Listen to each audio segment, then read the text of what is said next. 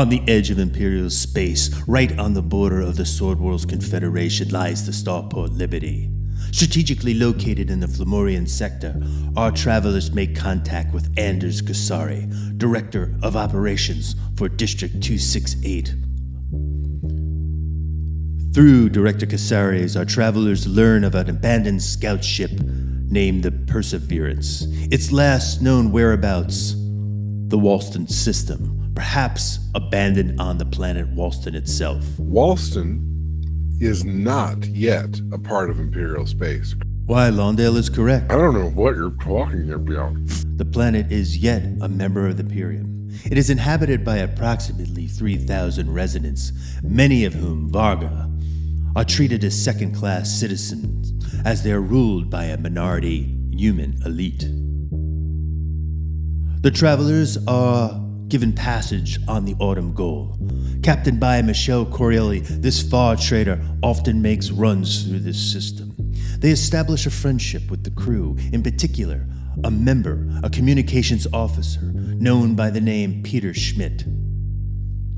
The travelers board the Autumn Goal with equipment to fix the Perseverance and begin their 3-week journey to the Walston system. Refueling at planet 567-908, the travelers meet the residents, a small group of scientists tasked with building a telescope. A telescope so sensitive that it can measure the gravitonic ripples left behind by jump-capable ships, enabling the ability to gather information. It goes without question that the travelers recognize that this station lies right on the border of Imperial space. Perhaps this telescope will be used for espionage against the Sword World Confederation. They leave Walston and make a small jump to the Walston system, landing safely planetside. Now enough bullshit. Let's get this story started.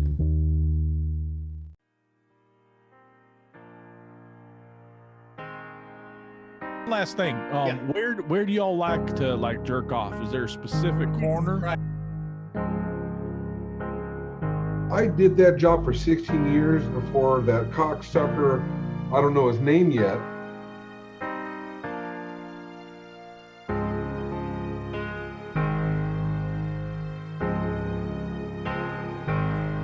That is a slim down guy. You sure about that? No, like legit. Like we're teasing you a little. Well, I mean, When you do that.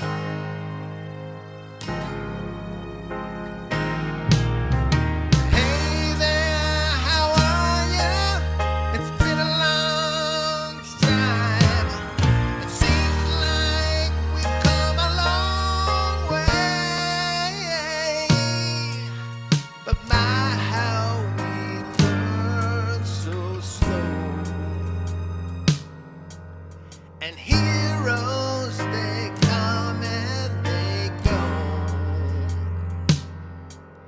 and leave us behind as if we're supposed to know.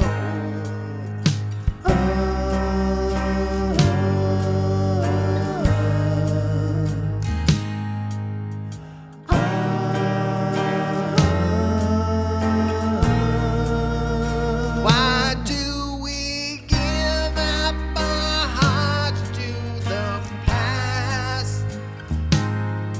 And why must we grow up so fast?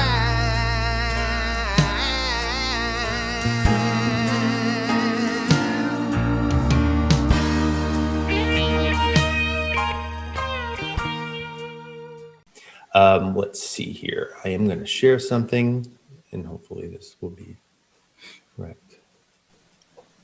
Just One thing I wasn't able to share the last time because I just screwed it up was this. You guys should see this now. indeed. All right. This is essentially a planet map of Walston, Maine, and it's basically broken up into 2 main continents. This one here that is said that shows Walston, Maine in the center, and then there's Varkin's continent. There's a lot of water on this planet. It's a relatively hot planet. You can consider it to be a bit of a desert planet. And as such, the majority, in fact, all of the population on that planet is on an island right here, north of Maine, southeast, called Settlement Island. All of its 3,000 inhabitants are plopped in there, and they're basically situated in three larger settlements, and then there's a scattering of settlements. It's Salbaria is one, the capital city itself is another, and then there's the star town in which you guys have just landed. Hey, real quick here before Yeah. we go any further.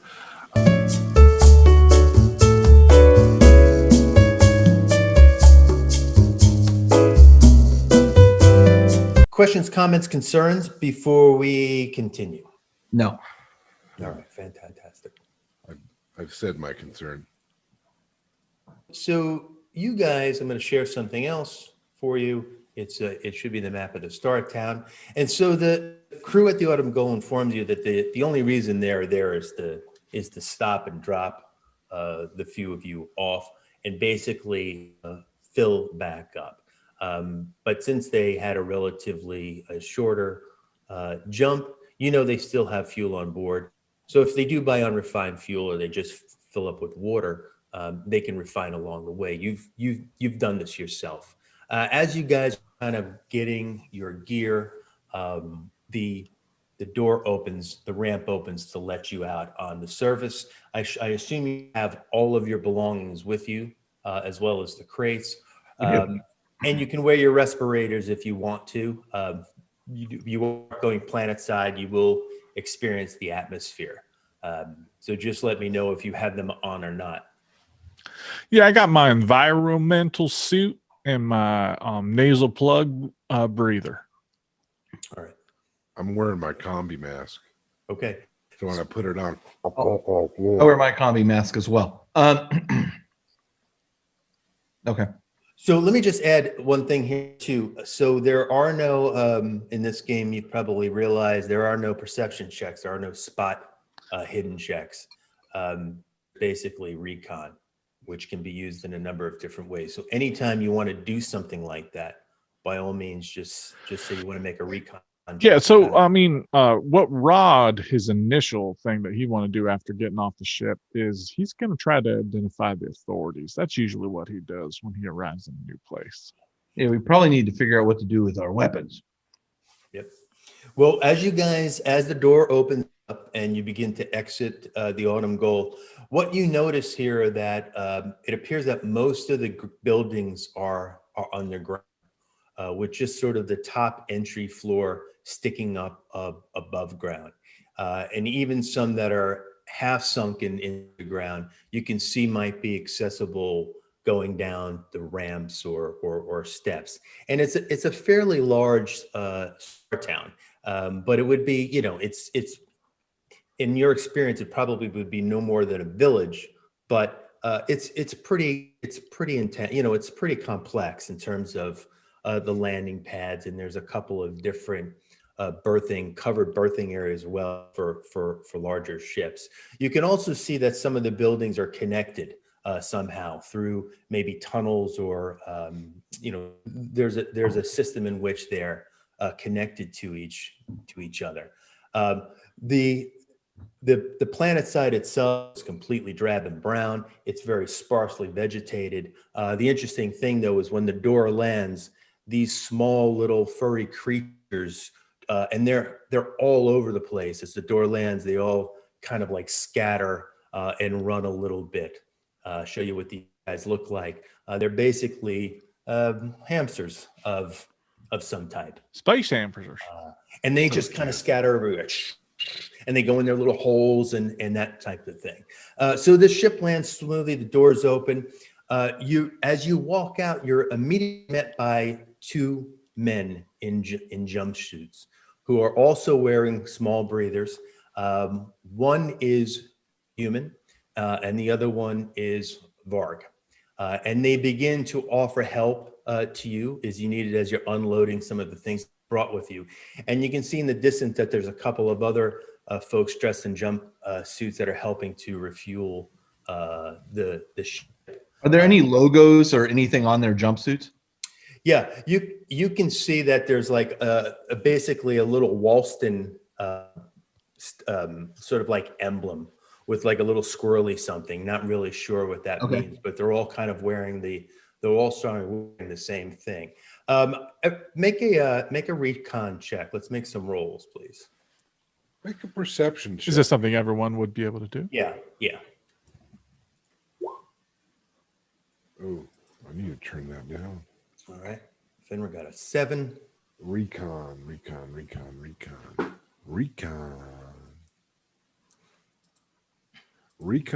I'm sorry. That's intelligence. Rod got 3. Yep. Modifier 0. Did you find it, Blake? All right. So, all right.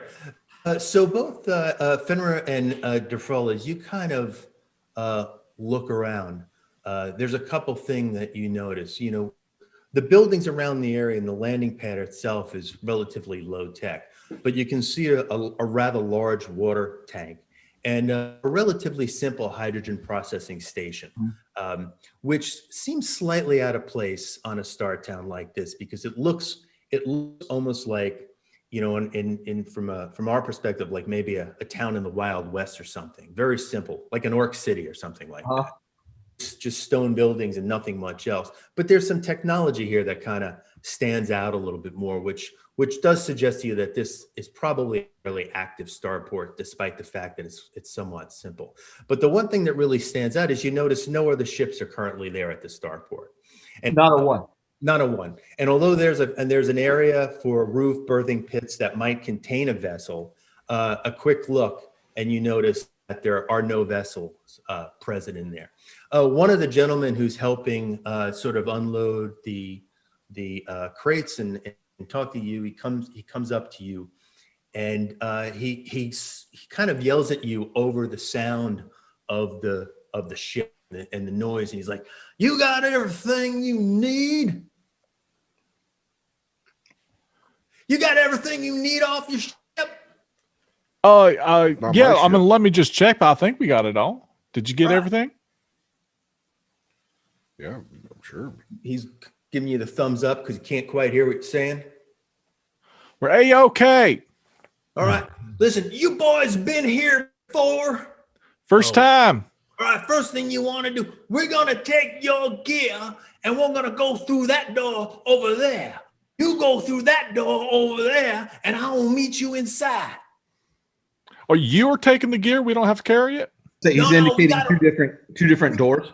Yeah. We gotta run it through our systems. Well, if you say so. I can explain some of the magazines in there later. What? I'll talk to you later. All right, I'll meet you boys inside. And sure enough, he points over, and basically it's a customs building. In fact, it says Walston's Customs Building. And him and his VAR counterpart load up your gear and all your bags and your crates on a cart, and they drag it through sort of a door right next to the one that you're expected to sort of walk through. What kind of indication do I get from the Vargar companion of him in terms of like how he's standing, what his behavior is, that kind of thing? You know, if I remember we talked about how there was a larger Vargar population here, but they're not the ruling class. Like a lot of times, if you were to go to a place where a certain segment of the population is kind of not beaten down physically, but maybe physically, but, you know, treated differently, they have like a different disposition to them. Am I getting that sense from this guy? No, but what you do notice in that is he's not really doing the bulk of the heavy lifting. Sort of the worker bees around this ship appear to all be Varg. So he approaches you, begins talking with you while the other three go about their business. Right. Sorry, finishing my dinner. We can carry on. I have nothing specific to ask him. I was just trying to get a sense of. Well, he sort of makes his way through, he sort of makes his way through the custom, and he enters into the same doors that the Varg is sort of carrying your gear into as well. So you're basically standing out on the starport. What did you do with your weapons? Well, that's the Knowing- thing. Knowing what you know. We know that they are not allowed on the planet. Well, we're not allowed to carry them on the planet. I assume we have an opportunity to check them in at this point. Like, and I think that was one of the things we discussed was, would we be able to bring them? Obviously, right. Well, but then check them this in. question based on your experience. Every planet is a little bit different. You know that the class of this planet is relatively high. You've probably been other planets that are level 8 or higher. What would you normally do? What do you think? I would declare these weapons to the authorities. I think we should. Yeah. So do you have them on your person, or are they in your luggage? I would have packed mine in my luggage at this point. Well, I would say that my gun would be prominently displayed. Okay. So this is what Rod did. I mean, he put all his like shooty guns in the crates, but he's got his cutlass on. And they're gonna have to tell me, because I mean that's not even a weapon. Could just be a big old piece of metal I like to carry around. All right. I don't know how dumb they are. All right. So do you guys anything else you want to do standing outside the ship looking around the starport, or would you like to go straight to the customs? Let me take a look at my inventory real quick. Yeah, so that's checked in. That's checked in. Rod, Tim, I have tell me about these magazines, Rod. Finner has a dagger that he keeps in his belt or in his boot, but I'm gonna keep that, and I'll wear my cutlass still over my back. But all like all the slug throwers I have will get checked. Gotcha. So you with that on, you make your way through the customs. Yep. Right? Yep. You enter into basically the customs. So as you walk in, the customs area is relatively simple. You walk in what appears to be sort of a waiting room of sorts. There's chairs and a couple of sort of desks like you do when you have to fill something out or something. Those standing at a desk and some pens in there. And then there's a fairly long line of different windows, plexiglass windows with some sort of reinforced metal or something like that. And as you stand right in front, as you go through the doors, you can see the guy in the jumpsuit sort of kind of walk in through the plexiglass and the other side of the office. Sure. Now, as you walk into the customs, there is a door, and it looks like a type of security or some sort of scanner or something like that.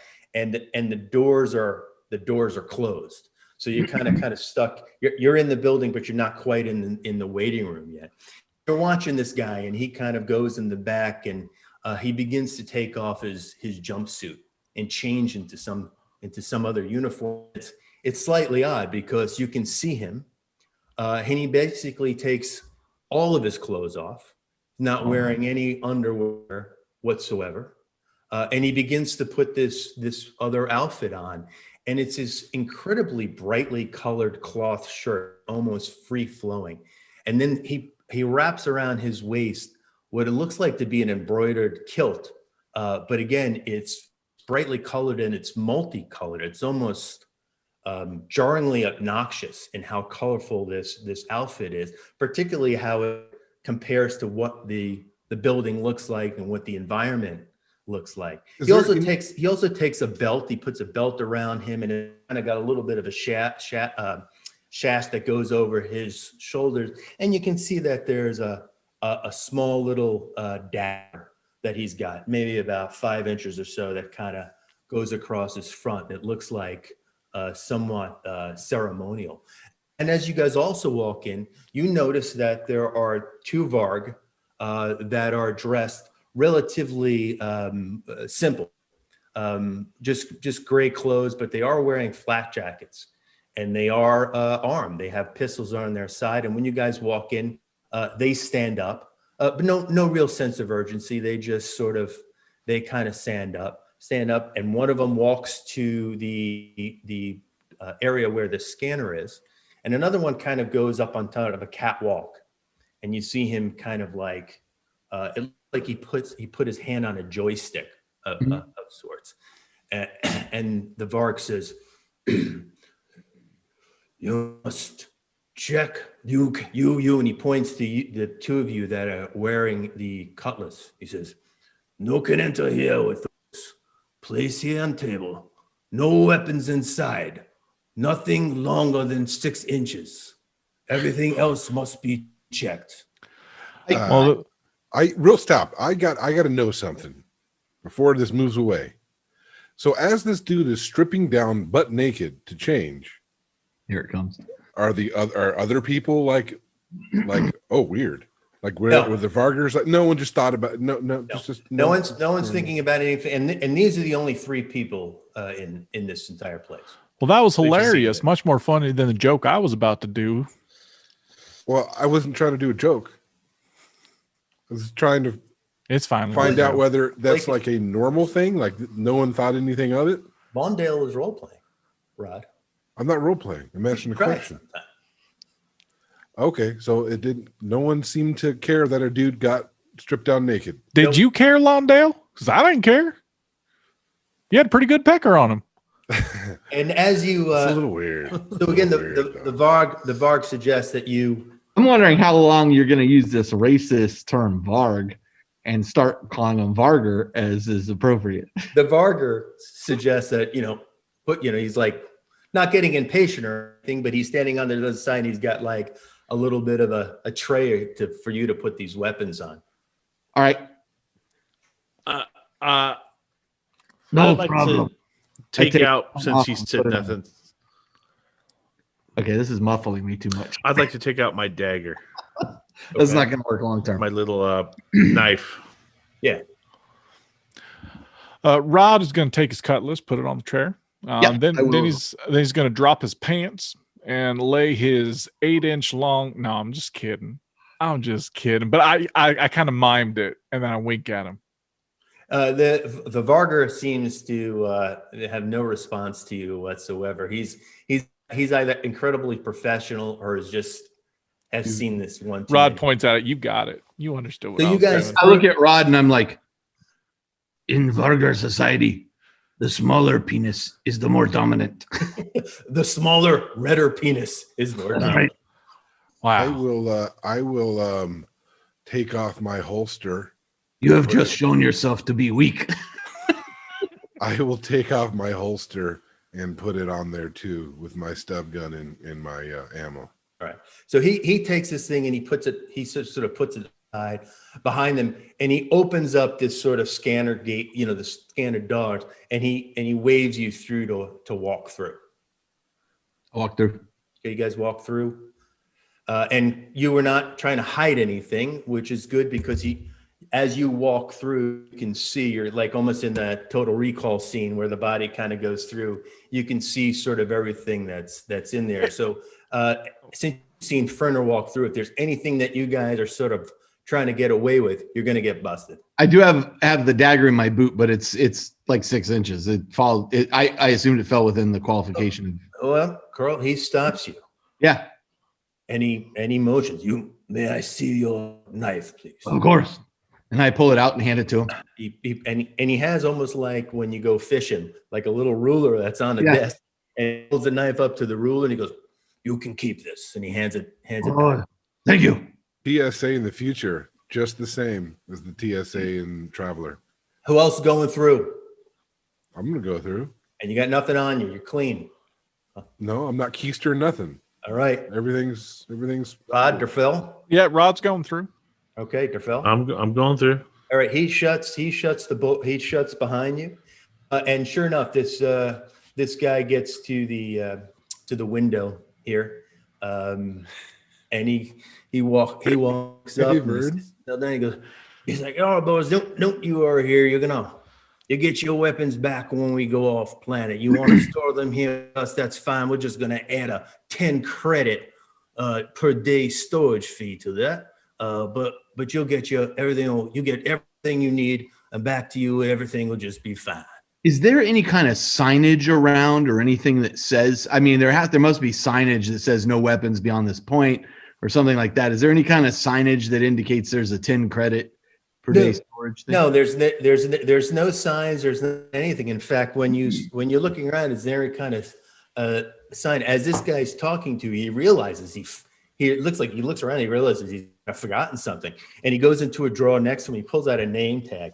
And his name tag's just a very crude. In fact, it's got masking tape over it, and his name is written across it, and it says Ted. And he just sort of pins it in there. And he pulls out some paper, and he goes.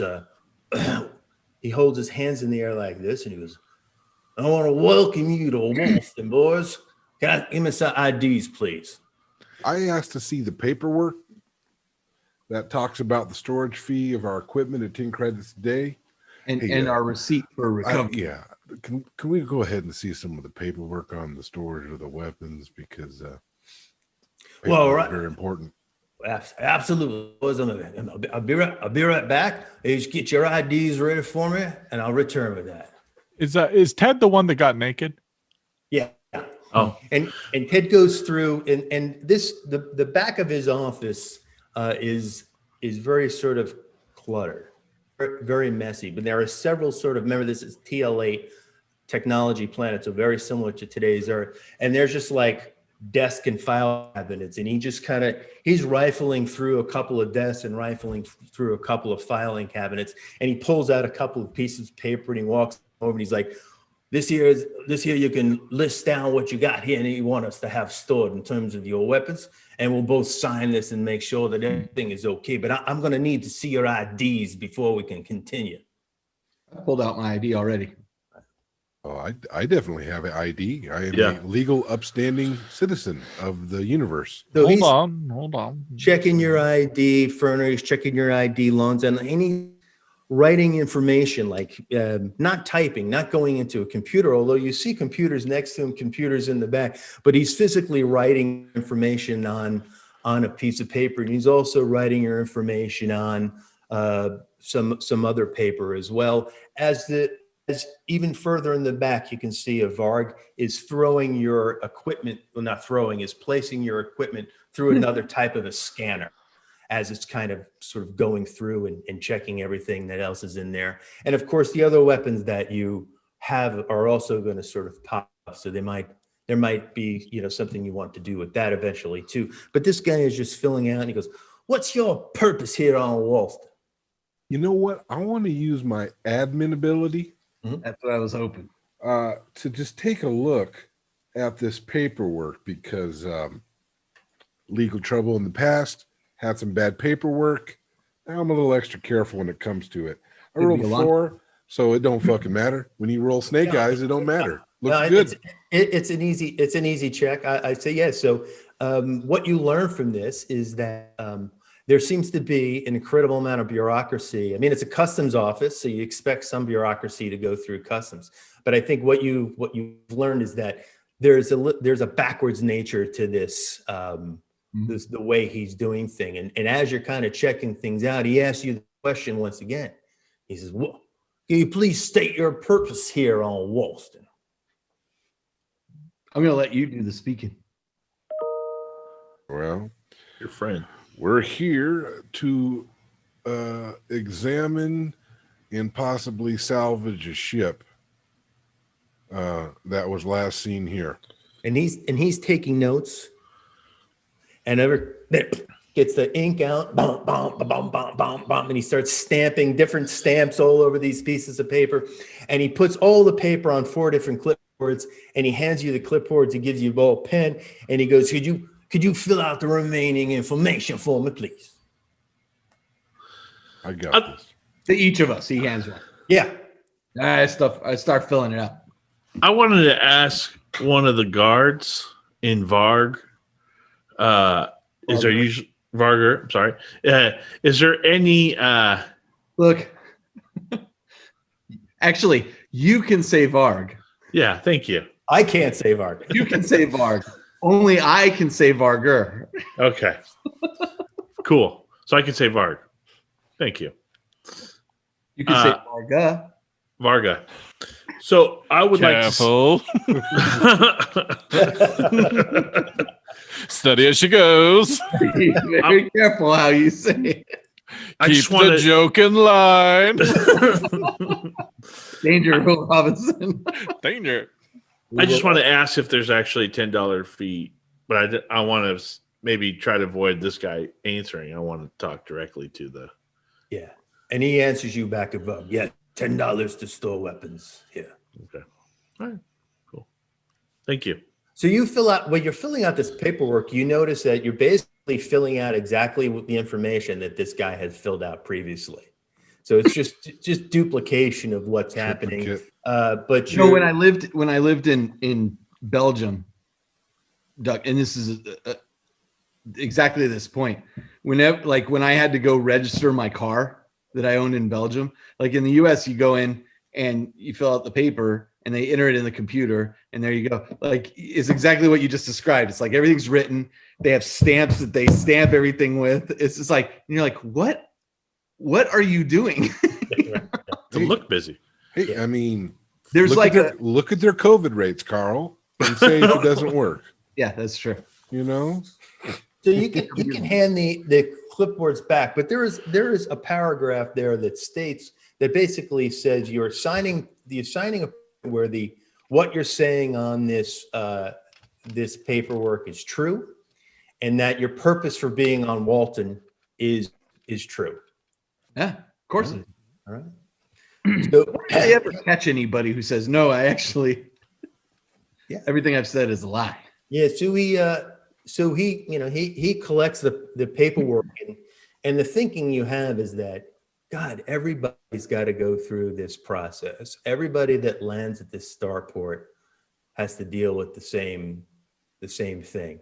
And maybe there's more than one ship involved. It must take a very long time if this is the only guy kind of going through the whole. hey, when was the last time you had a ship come to Walton, Walston?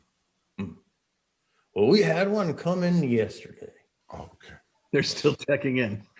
We have a ship come through here probably every maybe even every day, every 2 days the minimum. Sometimes twice a day. Do you have on record? Because you'd be the one to talk to, being in charge of this operation up front. Do you have a record of the ship called the Perseverance come in here? Well, first off, boy, I am not one in charge here. I am just a worker. But you say the Perseverance, One in charge, and I indicate the Varger with the sidearm. and he looks at you, and he goes, "Yeah, as I was saying, I saw this. Say this ship's name is the Perseverance." Not to be confused with the Mars thing that just landed. Yeah, well, anything. That wasn't intentional, naming the ship after the Mars rover, but And he goes, Rooney, one of the luggage guys. You hear this ship called the Perseverance? Shakes his head. He goes, "Boy, that ship sounds familiar, but no, I don't." He goes, if you want to know, he goes, all you have to do is go to the Port Authority, right through here. And again, if you get your Startown map up, you get a sense of kind of where sort things are. But the Port Authority office is right next to the customs. And he's like, if you want to find out, you can find anything else you want to find out down here at the Port Authority. You just go out right there and you make a left. Where you boys staying at anyways? Well, I tell you, my cousin Mildred's got a very nice place right here in Startown. It's called the Star Town Always Inn. The food is good and it's right next to the casino. You might enjoy yourself there too. Well, I appreciate the recommendation there. He says, so you boys are gonna head on over to that Port Authority? That sounds about good for me. Lawndale, does this paperwork seem up to par? Looks good to me. So I'm gonna tell you the truth, I didn't read it. I rolled a 4. Looks good to me. Yeah, you're All right. fine. You're comfortable with that. All right, so the next 10 to 15 minutes are basically just spent storing the weapons that were in your luggage that were picked up by the scanners, going through a proper inventory, and signing the paperwork and all that kind of stuff. And in Lonsdale, there's nothing unusual outside the bureaucracy. There's nothing suspicious. The 10 credit per day is all clearly spelled out on the inventory sheet in the contract that you guys sign, and Ted stamps it several times, and he's like, all right, are you boys going to Port Authority now, or are you gonna go somewhere else first? I think the Port Authority is where we wanted to go first. All right, I'll meet you over there then. And he closes his kind of thing, and he's just kind of walks, Same guy. and he leaves, and he walks out of the room. I hope that when we get to the Port Authority, he strips down buck naked and changes again. I do hope that he does it right in front of us again. Because it's interesting to me that he just demonstrated that there was a way that he could pull down a curtain and give himself some privacy, and he could have made his change. Yeah, he chose He chose not to pull that curtain down. That's very. You know what, Lawndale? Bizarre. I'm warming up to this. This may be a bit peculiar, but let's find out. We walk over to the Port Authority.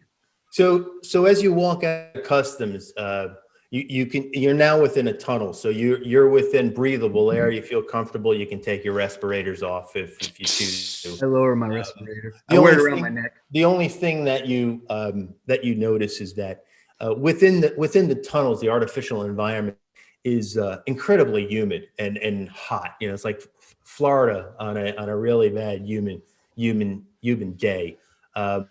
But you walk through there, and you can enter into the Port Authority there. And as you walk in, it's a pretty simple office there. There is a desk, small waiting area, and Ted's behind the counter. He rolls up the window, and sure enough, there he is there waiting for you. And behind you, you can see just stacks and stacks of files just piled on each other. Tons of stacks on each other. Sure, there's computers about, but there's all these, and it's not as large as the customs office is. But he calls you up to the window, and he goes, all right, boys, what you see in the name of this ship was again? Perseverance. And when did you say it? When did you say it came through here? Yeah, based off the logs of the information that Anders gave us, I give him the appropriate answer. Well, it's actually difficult for you to say what the appropriate answer Yeah. is. But let's say, within the last 3 or 4 months or something like that, Well, when did does Anders say when he lost contact with them? He didn't really. And of course, and then it took you a couple weeks just to get here too. So it's, there's been some time, between communication going back and forth. It's quite difficult to catch everything. So it's hard to say. It could be 4, it could be 6 months, which is why Ted is asking, when do you think the ship has been here last? 6 months. Within the past year. Never Past year? left. Past year? Never left. All right. And he looks and he walks back and he grabs a stack of folders about 2 feet high, and he brings them to sort of this larger window, and he opens it up and he places the folders on the window, and he goes, you boys are more than welcome to look through these. This is the same guy. Same guy. Why, my accent changed that bad? Does No, his I'm just. name tag? Does he still have the Ted name tag? Yeah, did he change the name tag? It's still Ted. You boys are more than welcome to look through these here. Just take them to that table over there and take your time with them. Now, Ted, can I ask you something? I'm looking back there, and you have computers. why are you still writing everything down on paper? You know, I gotta log all this stuff in the computer. I just haven't gotten around to it. Seems like you're really busy. Yeah, well, I tell you, I am so busy. But yeah, you take these papers. You go over there for me. Are you short-handed, Ted? I feel like I got everything I need here in Walston. Why? What's your point, boy? Well, you have so many hats that you put on, so many jobs. Yeah, well, you big city folk, you get to do one job. Out here in Walston, there's not that many of us. Well, each of us got 3, 4 jobs that we possibly have to do. Yeah, I'm you're just net- looking, I just got 2. Well, Now Well, you want these folders or don't you want these folders? yes, we sir. want the folders, yeah. Take the folder. You guys I take take a stack 'em- of folders, but then he goes back and he grabs another stack about 2 feet. He puts another. He goes, oh, don't forget these ones. Don't forget these ones too.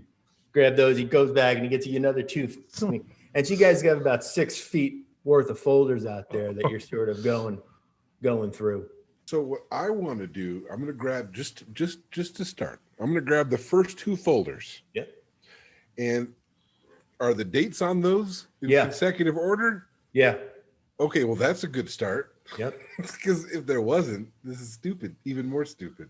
You will find this very inefficient. Okay, Yeah, and I'll go ahead and use my skills to go through it, see what I can find. roll a 1. Just roll a 1d6 for me, please.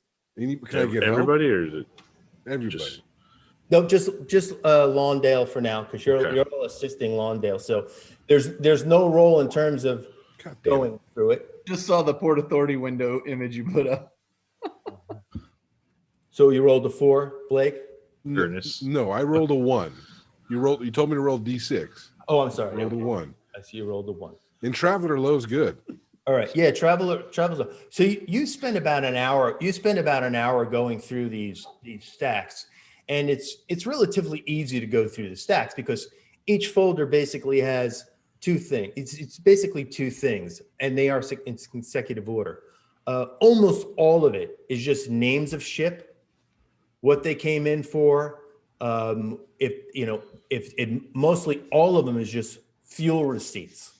They never spent any time on planet side. They just kind of came through and bought fuel receipts. Then there's a couple of other folders that have folks like yourself, for whatever reason, have been dropped off or something like that. You get a lot of freight, a lot of mail, all that kind of thing that comes through.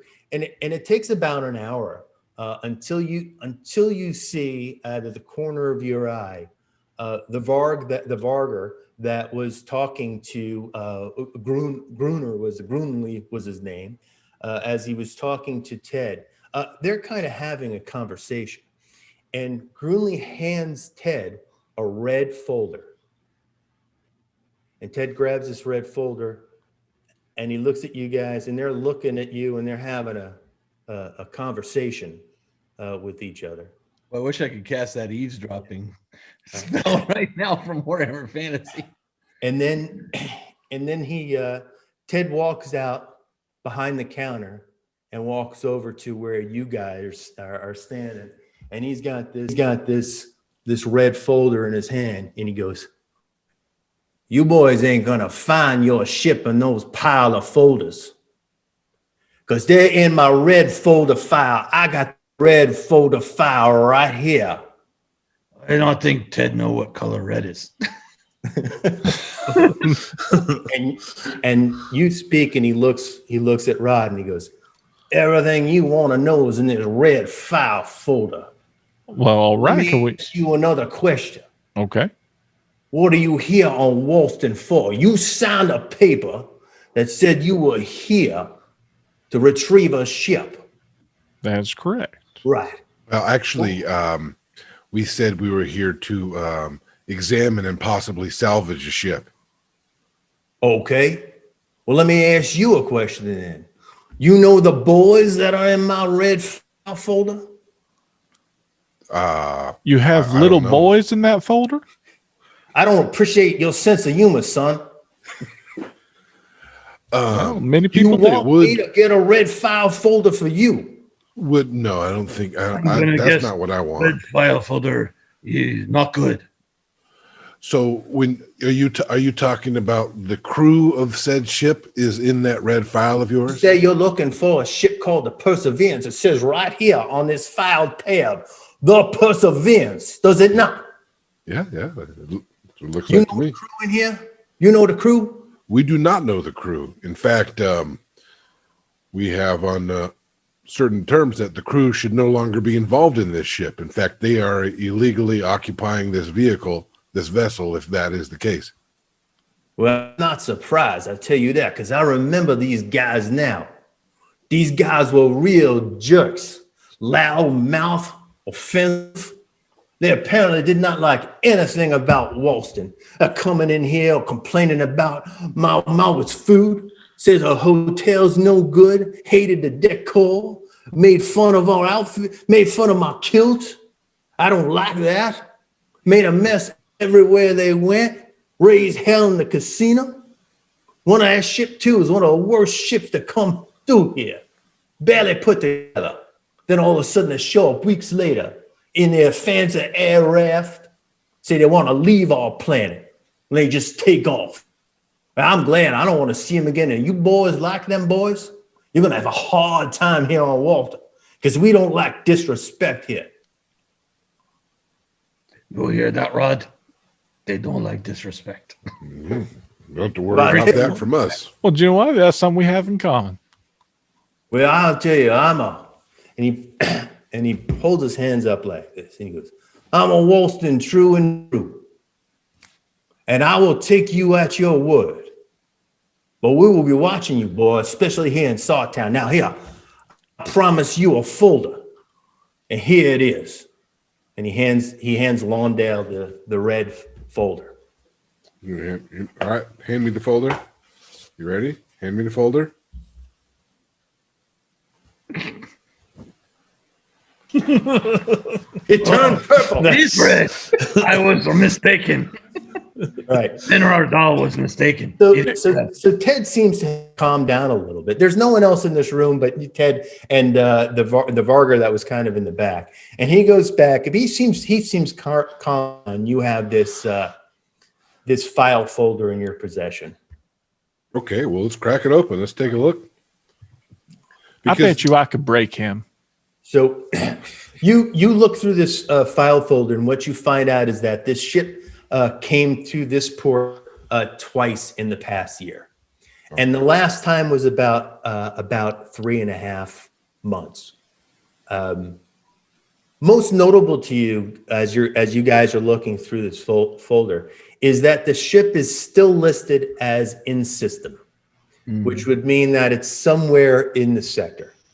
But most particularly what's kind of interesting is that it's listed as on charter to the world government of Walston, which you would assume that the world government has sort of enlisted the help of, this, like a chartered this vessel for some purpose, or whatever.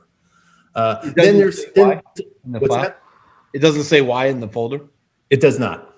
Okay. It does not, because this is all the stuff that has happened at the starport. Okay. Then it's basically the folder is kind of empty, but then it does indicate that a crew from this ship of 3.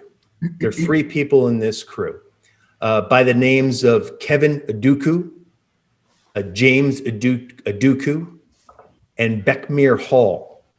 Returned to Startown via an air raft, and then hung out for a couple of days before they departed on a far trader by the name of Maverick Spacer, which is captained by a Dimitri Galen. And that this ship was then headed towards... Dimitri? And that this ship was headed towards a system called Calabog. And that was about 7 weeks ago that this happened. Here at Dooku, and Hall, we want to know if you're suffering or your loved ones from mesothelioma. It was Kevin Dooku, James Dooku, and who Hall? Dooku, and Hall. Right. We're here to fight for you. That name sounds familiar. Beckmere Hall. Okay, enemies, rival. What was the dude's name? Dimitri Galen. Yeah, he's the captain of the Mavericks. As soon as Lawndale sees the name Dimitri Galen, he gets visibly upset. You okay, Lawndale? What's the You matter? look visibly upset. Show not tell. Well, You know this, Dimitri. I point down on the paper. I say, this is the son of a bitch that bankrupted me 16 years ago. Oh, You know what, this- damn. This is good news for you, though. You know Actually, why? you're right. Now you know what ship he on. What ship he captain? Well, we're going to get the ship. We're going to fix up the ship. And then we're going to track down this piece of shit, Get your money back. get my money back. And then I have this great ploy. If we could get on his crew, I tell them that I took a dump in the airlock and that they need to go get it. And then when they're in there, I just jettison them out to Rod, space. Works Rod, every time. I'll backstab quite often. Oh, damn. Yeah, I'm good at that. And Okay, not well, to this is approve good. of- and not to approve of Rod technique. No. Well, first you gotta find this ship. What's your next steps? Okay, First well, this thing is we good. must do, find ship. Yeah. Let Well, us this is find good and bad, right? Right. perseverance. So, So this is telling us that last known, the Perseverance is not planet side.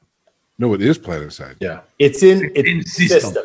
In It could system, be- gotcha. But it could be orbiting moon. yeah, But it is yeah. doubtful. These men came here, then came back on air raft and left planet. It is Yeah. You know, maybe it wouldn't be unwise to maybe see if there. Well, I don't. You know, first off, I'd like to see if there's anyone else here besides Todd. Okay. I have a feeling his cousin he's talking about is himself who runs the inn. But maybe we could carouse a little bit at the casino, see if we could learn some more information I hear about there's, this. I would like drink anyway. Yeah, I Amen. think that's a Yours always good like play. a drink. Before we go, I'm going to get Todd's attention. And I'm going to Ted. grab this. Ted. So Todd comes over and he goes, Ted. His name is Ted. You done with that folder, Lawndale? Why everybody offending him? First things first. It appears that these boys that you dislike, We dislike them too. we dislike them too, very much so. Surprise, they're rude. So, if possible, if we can get a facsimile carbon copy of the papers in here, that would be greatly appreciated. And then second, who do we need to talk to? Because it says here that the ship was last in charter to the world government. So who can we, is there a local magistrate here at Startown that we could speak to about this? Now, boy, I tell you, now, Lando, if you want to find out what the world government is doing, then you got to make your way to capital city. Now, I can call if you want. I can call Fred. My cousin over down there in Capital City, he works at the Palace Administration Department, and I can see what I can find out for you if you care. And I think Now, where you boys staying tonight? I think we all agreed that your cousin's place, right? Cousin Millie? All right. Well, I tell you what. I'm gonna need that folder for you. So here's the thing about your facsimile, and I'm afraid I'm quite embarrassed of telling you this, but we're all out of ink here. So I'm gonna have to take this over to Millie's because I think she has a copy machine that I may be able to use, and I will make you a copy of this document. But I'll give Millie a call. One moment. Can I take one look at that, please? Here you go. Here you go. Oh, yes. We're not ready yet. See you later. Hey. Here you go, the red folder. Oh, yes. Thank you. Okay. Take out the communication device. Yeah, perfect. Yes, exactly. We no need copy. Then may I have it back, please? Yes, here. Thank you. Thank you very much. All right, I'll give Millie a call. I'll tell you coming over. Right. Okay, so this is how you found it always in. You exit out the Port Authority. 3 tubes you can take. You got the first tube, you got the left tube, you right tube, right? You want to take the right tube. Go 3 tubes, make a left. First right and make a right. Then 2 lefts, 2 rights, a left and a right. You end up right back here. I think. But he gives you directions and lets you know that he's gonna call Millie. Let him know you're coming. I bet he is. In rare. And I'm also going to call Fred too for you. I'm gonna talk to Fred for you. Do we get to Capital City by way of this rail? As I kind of indicate on the map. Yeah, yes, you do. So Rail leaves in the morning, and Rail comes back in the evening. Now, as we leave, I will say, Ted, thank you for being surprisingly helpful. It's my pleasure, sir. I hope you enjoy your stay here on Walton. I do not see how, Fenrir Dahl do not see how we could not enjoy our stay here on Walton. I'm going to give him a couple finger guns. Oh, easy. No weapons. No weapons. No weapons. Those finger, you got to check those finger guns. Watch this. Watch this. Oh, they're gone. All right, you guys can make your way out of Port Authority and head over to Millie's Always Inn. That's what we do. Right. And then Absolutely. as we walk, Fenrir puts on his thing. Actually, we're in the two. Yeah. You're in the tubes, Fenrir. I think that, we're in poops now. Fenrir Dahl feel like going to this casino to get maybe a drink or two. What are the chances you think Millie's hot? Yeah, I thought Millie nailed, but I'm not opposed to that.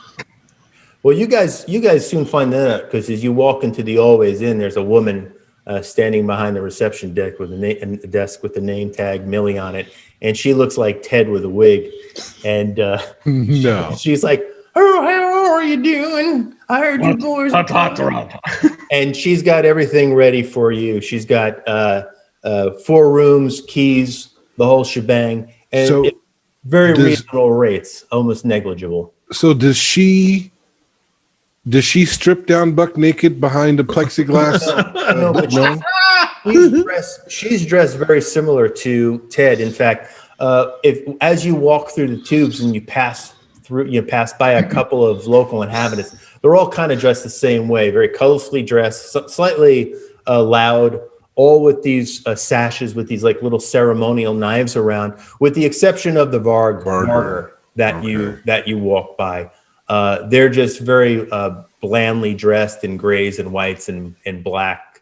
But there's no, so as you walk through, there's no sort of visible sign of anything wrong. It's not like, as 3 humans and a Var kind of walk down the hall, you get some stares, but it's only because they know you're off worlders, but it is a star town. So it's probably pretty commonplace that they see people off world, and nobody gives dirty looks to Fenrir or anything like that. Not at all. It's kind of business as usual.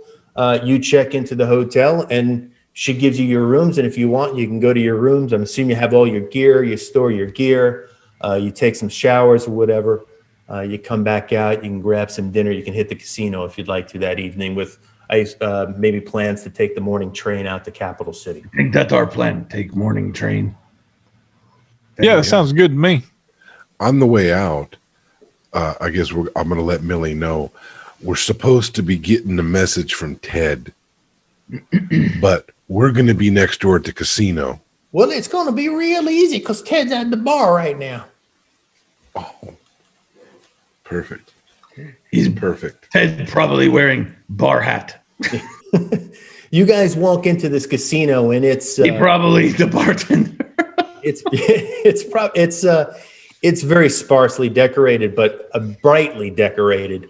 There's a very small bar with about a dozen bar stools on it. There's a handful of sort of space slot machines that are kind of lined up against the wall, and there's a couple of tables where folks are playing cards. Fenrir, what you don't notice is any Vargar in this casino. Is there any kind of sign that's like No, Vargar or no, it's not like Jim Crow or anything like that. It's just you're the only one in there. But they look up and they see all four-wheelers come in and they kind of go about what they're doing. Nobody sneers at you. You get no dirty looks. You just continue on, and you can see Ted there having a drink. Seem like symbiotic relationship. Yeah. And Ted has changed. He's in a different brightly colored outfit, but he's changed, and he sees guys walk in and he waves you over. Ted, how it goes? Goes, good to see you boys again. He goes, all right, I talked to my boy Fred. Yeah, you do have to go down to the capital city to talk, and he's got you set up down there. You don't have to worry about any of that. They kind of want to talk to you anyways. So please, so you can make your way down there. You got to meet with a guy, Ted's boss. His name's Alan Greener. You're gonna have a conversation with him. So he is expecting you to arrive sometime tomorrow after the train ends. I'll give you directions. I'll leave directions with Millie if you'd like. Millie, very nice.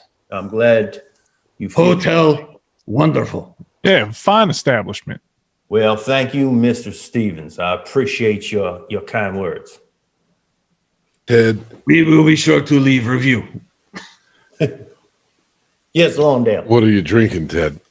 Oh, I'm drinking a Walston special. And he turns and he shows there's like 7 umbrellas coming out of the string and like a curly straw. and a firework that's like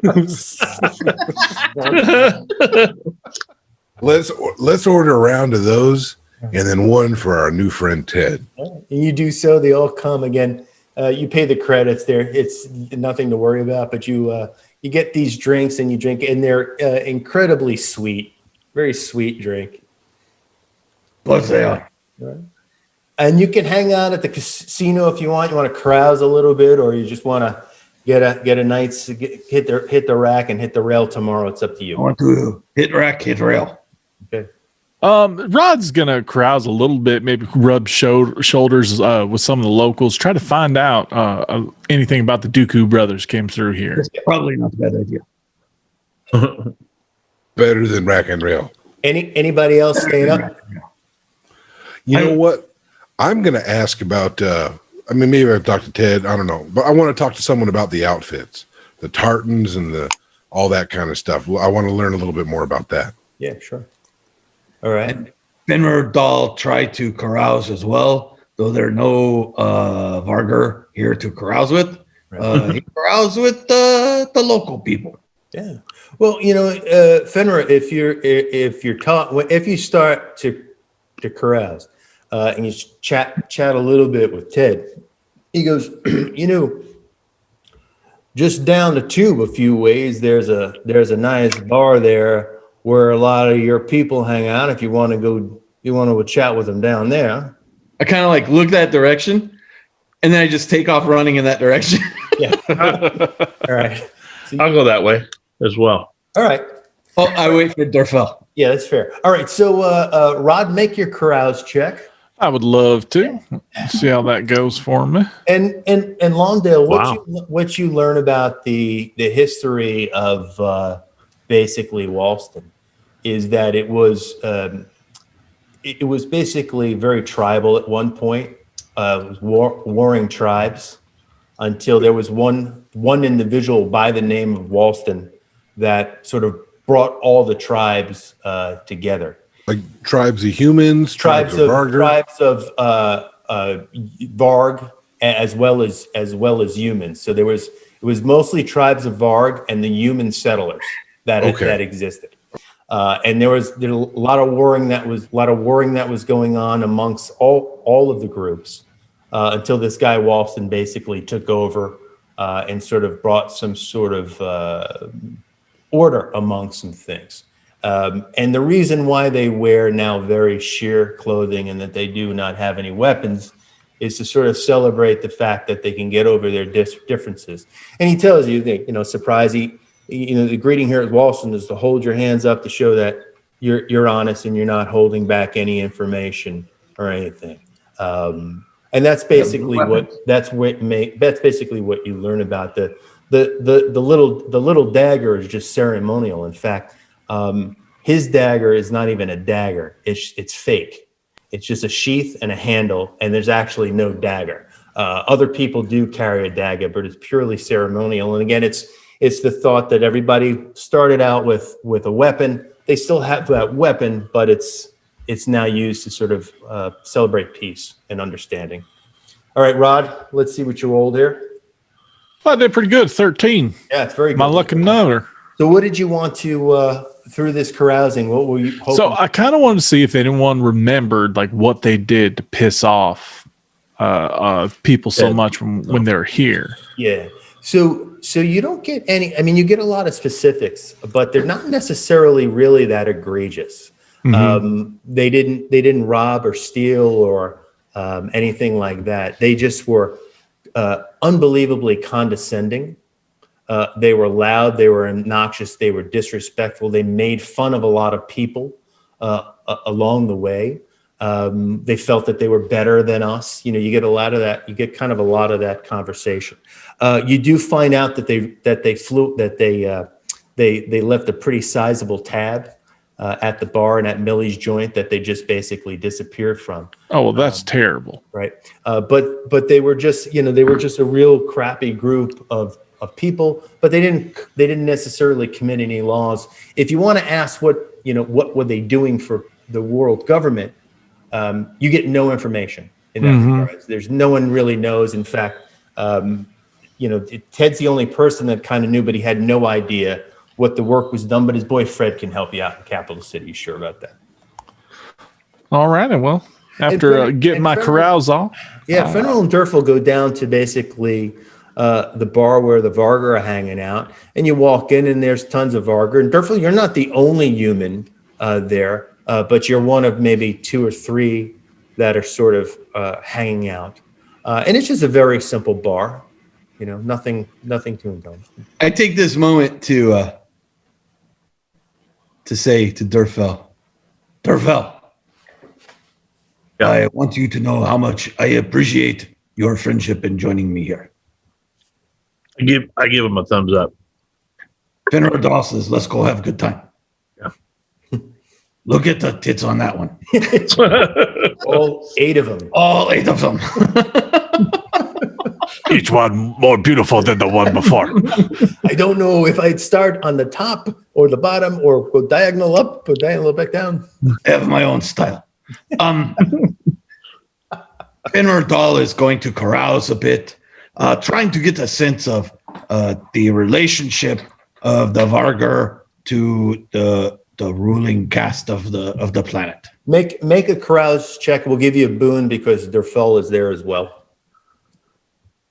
Right on. So 3D. What I guess you just use your whatever the character. If you just click boon on there, it should give it to you. Yep. Going to my skills. Click that boon. Boon. Boom. Boom. Yeah. And your boom. So yeah, you have some pretty solid conversation, and what you learned from her is that there's a sense of complacency in the culture. They've lost a little bit of through the years of generations of being sort of a minority here, and you find out in all aspects they are treated as a minority. They have limited voting rights. They hold very menial jobs. They have their own school system. There's no higher education for Vargar on the planet. And they certainly lack the they lack the aggressiveness that you experience in terms of Vargar. Kind of that, that there's no alpha male. The alpha male is the minority ruling class. Alpha male in the house. Right. Right.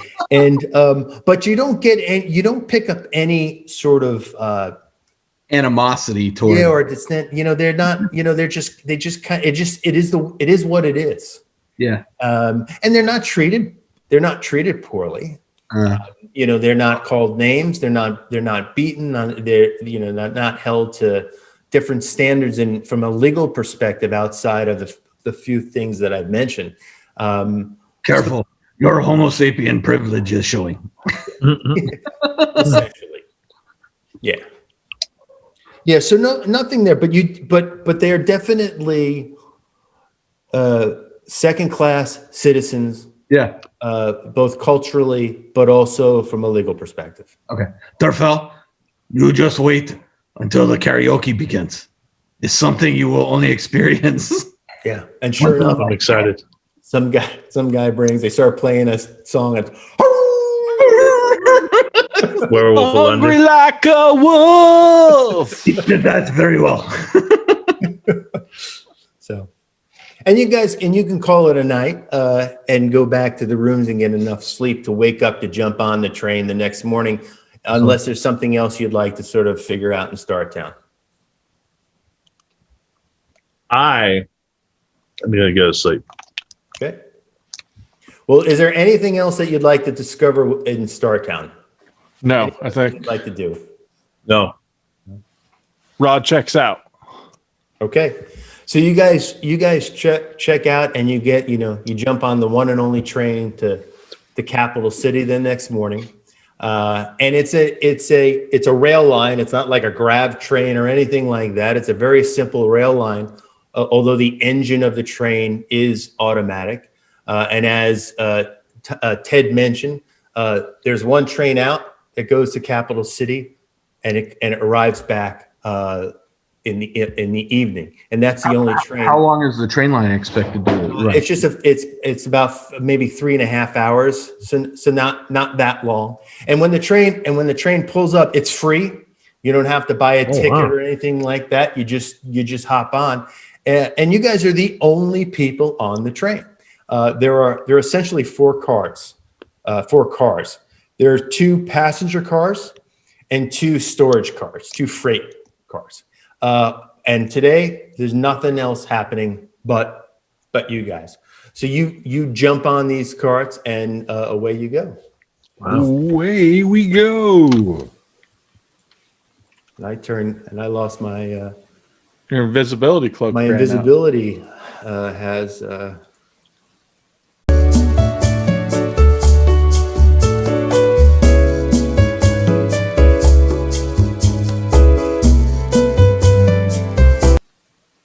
I'm back. Nope. I got to get a new shirt. All right. It's fading. Nevertheless, so you got and there's a couple sort of like vending machines and that type of thing that you get. You get a couple of snacks and whatever and water. But you're essentially on the train for about 3.5 hours, 4 hours through what is the most desolate scenery that you see in the landscape. It's just basically, again, lower gravity. So you've got all the things, from a topography perspective that lower gravity would affect, just rolling hills and some odd sort of rock formations. And stuff you see scattered across the landscape are all these little Walston hamsters, these gerbils that are kind of running all over the place and that type of thing. But eventually you can see, but you're almost right up on it. You can see what is known as Capital City.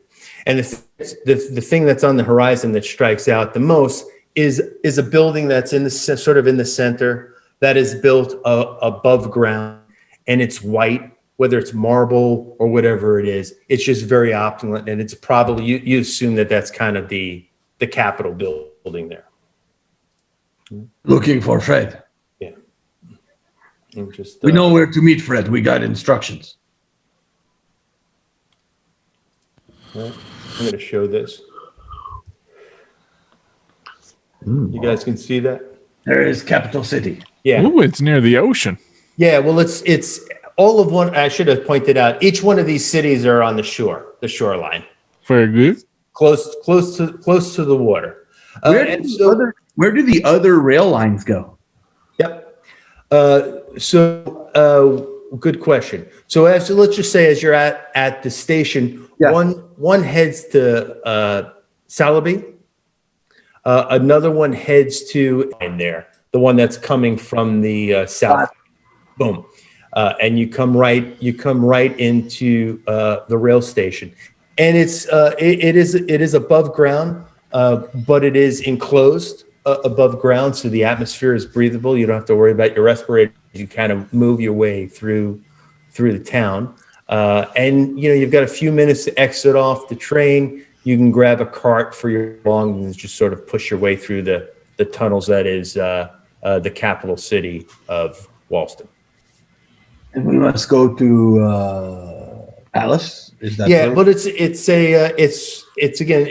sort of midday, like lunchtime ish. But you are hauling your gear around. Yes, So in a cart. you So we might want to find a place to sort of stay and kind of unload and that type. Yeah, we better find a base of operations while we're up here in Capital City. Oh, I was hoping we would head back tonight. Because I like that place so much. Now, is this place You can feel do as Go ahead. what's up, Doug? I'm sorry, Blake. I interrupted what you were saying. Does this place feel and look as backwater as the other place? Very similar, yeah. With the exception of the palace, most of the buildings are underground, with the roofs exposed. A lot of tunnels, but it's just basically the exterior of these buildings very much match the landscape of the planet. Are there like lockers or something at the station that perhaps we could rent to keep Yeah. our equipment in? Yeah, if you want, there's certainly a place where you can store your equipment if you want to, and the cost is meaningless. Well, I mean, Finner, if you are pretty certain we're going to be done with everything we need before the last train leaves, why don't we just rent one of these lockers here and we could keep our equipment in there? I am not sure. Finner is not sure, but thinks maybe we can be efficient where they cannot. All right. Well, Joe, I'm going to rent one of these lockers, and I'm just going to use all that positive energy to get ourselves done here quicker than expected. Fair enough. Me too. So Ted basically told you, he spoke to you, he said you want to hook up with Fred at the Palace Administration building. So if you guys there, if you want to conduct your business as quickly as possible and jump on the next train out of here, That's where we're going. that's where you're going, right? Okay, so you head your way over to the Palace Administration building. And as you kind of walk in, it's very clearly marked, Capital City Palace Administration. You walk in there very much like a DMV of sorts.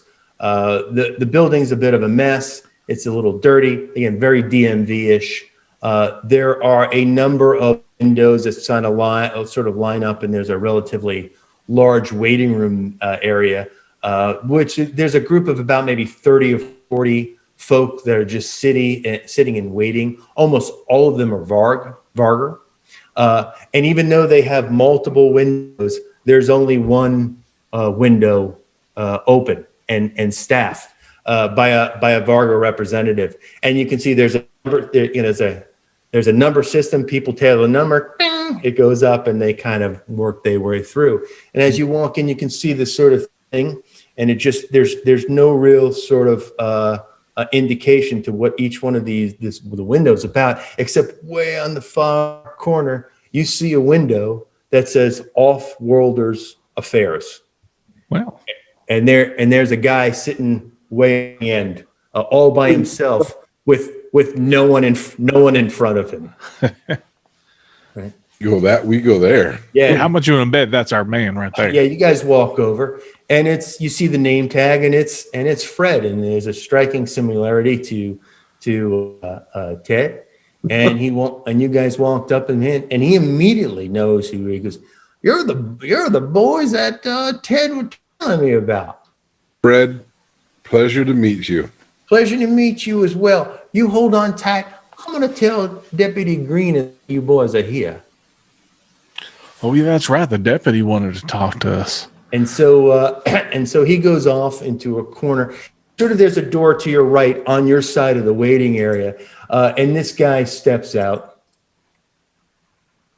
to sort of talk to you and to welcome you. And he goes, "Hello, y'all. I'm Alan Green. I'm the Minister of Off-World's Affairs. I also handle public relations. I'm the Chief of Fisheries, and I'm also the Deputy Fire Chief here in Capital City. And I welcome you to Walston.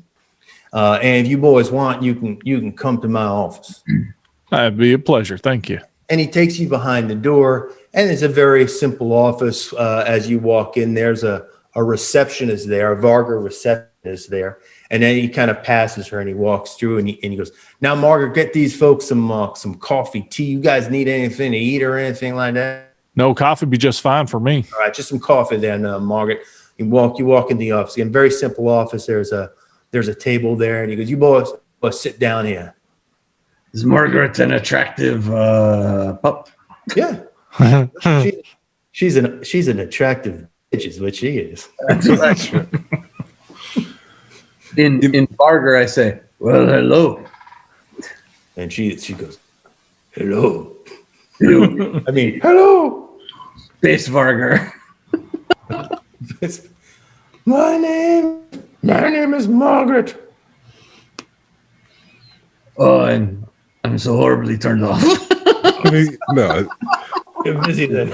I'm going to take Finra aside and I'm going to tell him the next time the situation happens, you say, "Margaret, please don't put your tiny little paw in my coffee because it's going to be sweet enough already." Okay? Oh, good one. I will use that. My God, it's horrible. All right, so this guy he comes in and he has you sit down and he goes, "Oh, Ted, Fred said that Ted said that you're looking for the ship. Goes by the name of Perseverance. Let me tell you Indeed we are. Let me begin first." And he holds up his hand. He goes, I'm going to be straight with you." He goes, and I hope you're going to be straight with me. Now, you may think that we have some kind of backwater planet here. You may think that because we ain't part of your opinion that we're beneath you. But that maybe we don't deserve the same things that you, or that we can be taken advantage of. I can assure you that that's incorrect. But I'm going to give you the benefit of the doubt. And old Fred says you're looking for that ship that goes by the name of Perseverance, and that you have some sort of claim to this ship. Is that what I'm to understand? Yes. Absolutely. May I see, you have paperwork that suggests this? You have paperwork that I can look at that says you have some kind of claim to this here shit? I pulled out the business card of my ally. Yeah.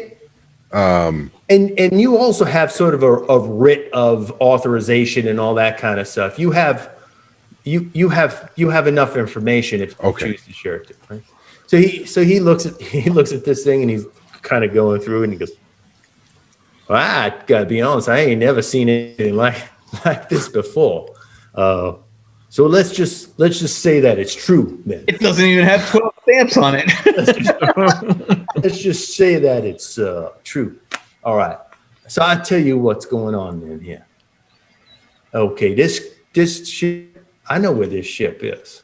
But I tell you this, that crew was an untrustworthy bunch. It left me laying high and dry, all red-faced in front of our supreme leader, Masterson. I don't like looking a fool. We hold our hands high here to show people we ain't hiding nothing. And I'm gonna hold my hands high now. If you do the same, we're off a fresh start here. Because Amen. I know where this ship is, but the laws of Walston state that this ship is now property of the government of Walston. Because that previous crew agreed to do a job for us and just didn't do it. It just took the money and ran. That is most unfortunate. Well, It's unfortunate. You as well, boys. Perhaps we could.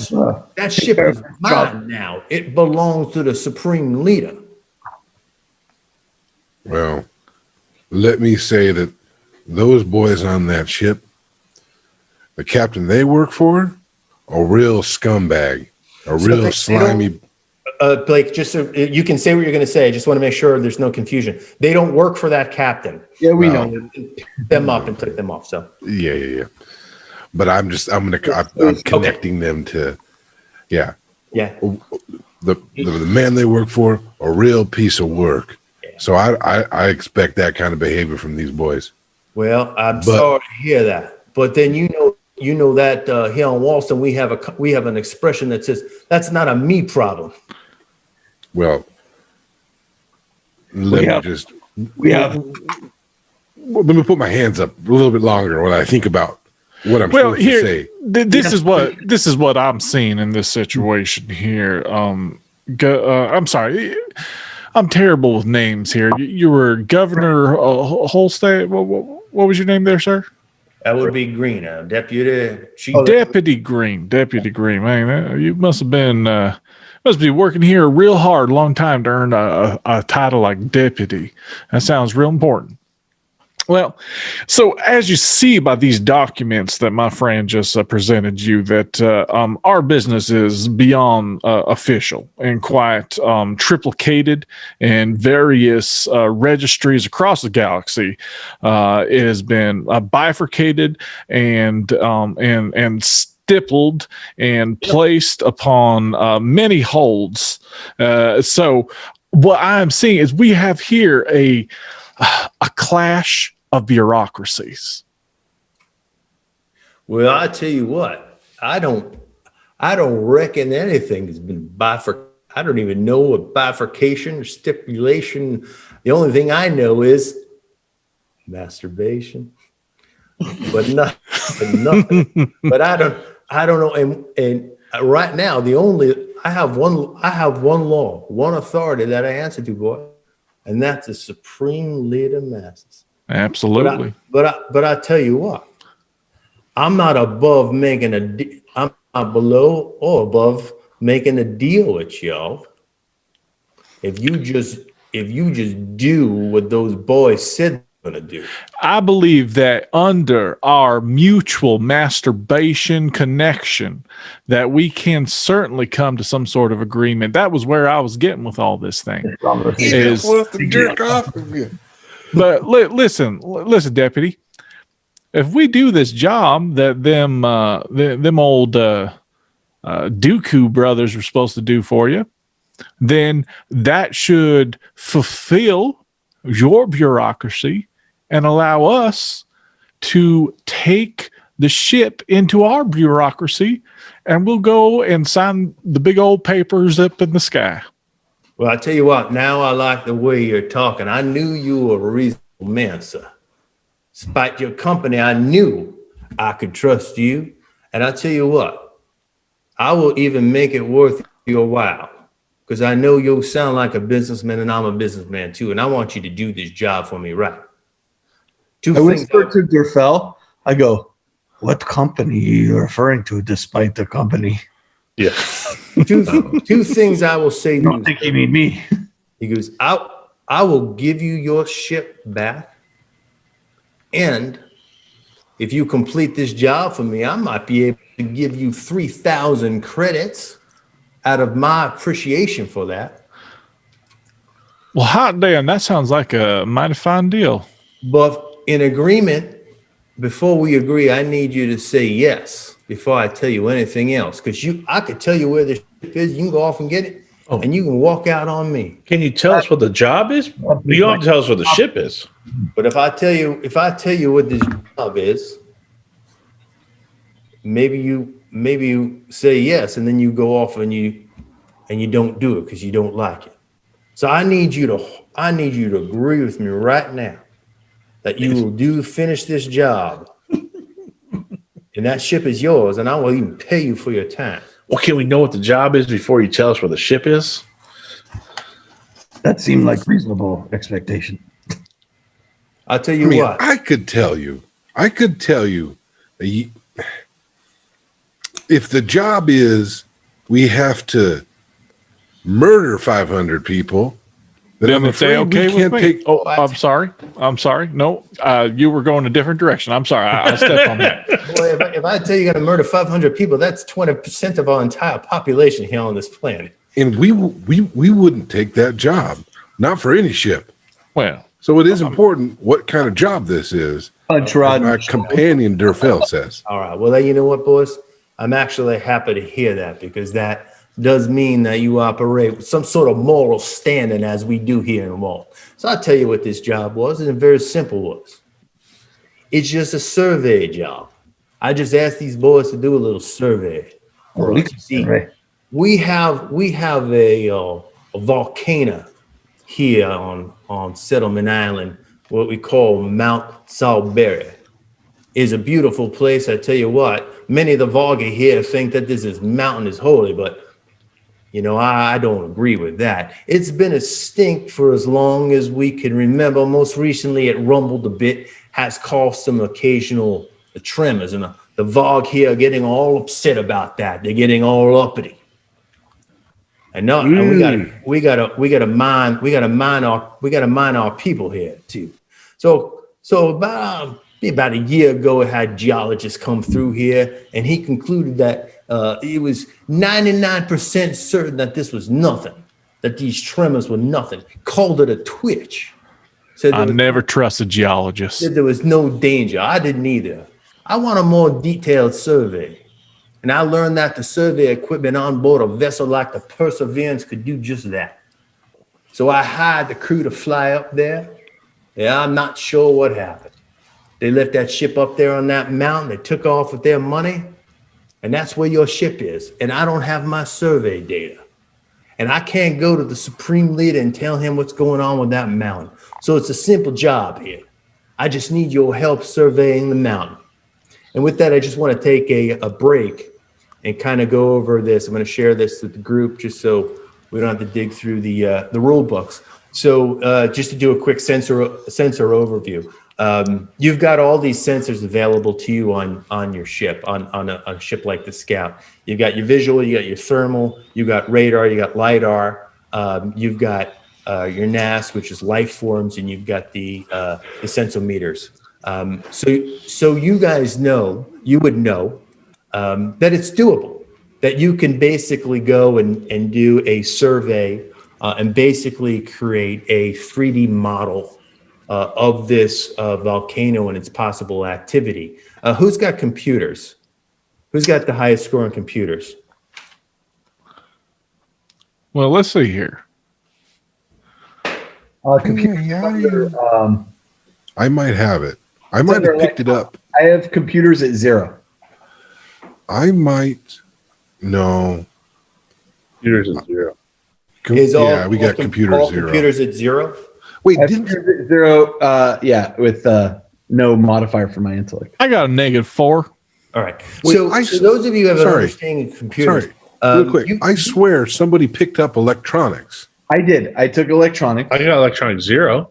I have electronics, but I have computers at 0. Yeah. We decided that we weren't. You pick sensors. I took sensors. Okay, all right. all right. The reason I asked for computers, because even with a computer at 0, you're pretty certain that you probably could program the computers to sort of create a program that would track some seismic activity. You'd likely need some sort of explosives of type to sort of set off, kind of get a sense of the under, and then sort of create this 3D image around it.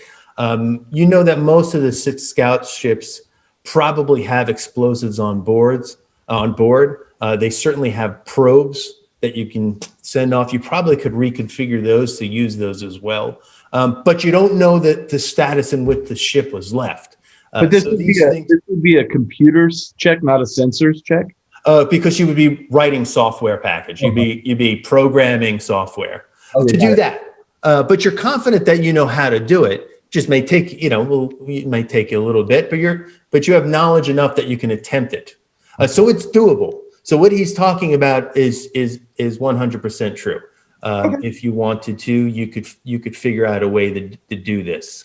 You're not entirely sure to what extent the ship is, the status of the ship.